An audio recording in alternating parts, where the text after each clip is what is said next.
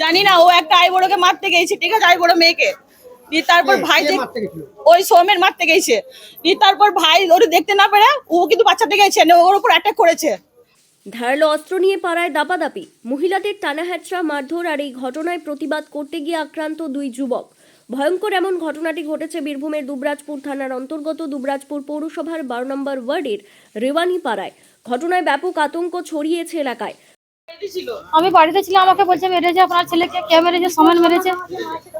মারামারি লেগেছে, ছেলের সঙ্গে মেয়েকে মারতে গেছে, ওই ছাড়াতে গেছে যে মেয়ে ছেলেকে কেন মারবে, কেন মেয়ে ছেলে গায়ে হাত দেবে, আমার ছেলেটা বলেছে। তখন ওই ছুরি নিয়ে মেরেছে। ওই তো সবসময় মেয়ে ছেলে সবসময় অ্যাটাক করে, সবসময় মেয়ে ছেলের সময় লাগে। কি বাড়ির কোনো মেয়ে ছেলেকে মারছিল না বাইরে? বাইরে ছিল। তারপরে দেখে ছেলে গেলা গেল যে কেন মারবে। এবারে ছেলেকে যদি মেয়েকে ছেলে মারে তো থাকতে পারবে কেউ? বলুন, থাকতে পারবে না। পাশাপাশি এমন ঘটনার পরিপ্রেক্ষিতে ক্ষুব্ধ এলাকার বাসিন্দারা। বুধবার রাতে এমন ঘটনায় ধারালো অস্ত্রের আঘাতে আহত হন মুকেশ রেবানি ও আকাশ সাহানি নামে দুই যুবক। আহত দুই যুবককে স্থানীয় বাসিন্দারা তড়িঘড়ি উদ্ধার করে দুবরাজপুর গ্রামীণ হাসপাতালে নিয়ে যায়। তবে শারীরিক অবস্থার অবনতি হলে তাদের দুজনকে সিউড়ি সুপার স্পেশালিটি হাসপাতালে স্থানান্তরিত করা হয়।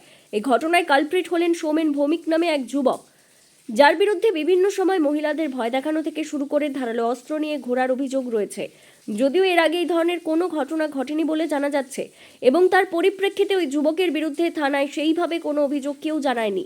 কিন্তু এদিন ঘটনা মারাত্মক আকার নেওয়ার পরিপ্রেক্ষিতে স্থানীয়রা ওই যুবকের বিরুদ্ধে যথোপযুক্ত ব্যবস্থা গ্রহণের দাবি তুলেছেন। এলাকায় যখন সৌমেন ভৌমিক তাণ্ডব লীলা চালাচ্ছিলেন, ঠিক সেই সময় পাড়ার অনেককেই তাকে আটকাতে যান। তখনই সৌমেন এলোপাথারি আঘাত করলে শুরু করে ধারালো অস্ত্র নিয়ে, আর এর ফলেই মুকেশ ও আকাশের পেটে, পিঠে, হাতে কোপ লাগে। ঘটনার খবর পেয়ে তড়িঘড়ি পুলিশ পৌঁছয় ঘটনাস্থলে। অন্যদিকে ঘটনার পরে অভিযুক্ত সৌমেন ভৌমিক এলাকা থেকে চম্পট দেয়। কি হয়েছিল, কেন মারলো তোমার?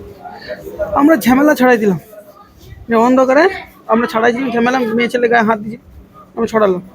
হাতে ওর কাঁচি না কি ছিল আমরা কেউ বুঝতে পারিনি, বা নিয়ে ছাড়ালাম, নিয়ে পরে আজুর চালাইছিল অন্ধকারে, অন্ধকারে চালাইছিল, চালাই পেটে লেগেছে, হাতে লেগেছে, এখানে লেগেছে, পিঠে লেগেছিল, তার হাতে একটা কাঁচি ভর কিছু। বীরভূমের দুবরাজপুর থেকে লালটু মুখার্জির প্রতিবেদন, বীরভূম রার বাংলা।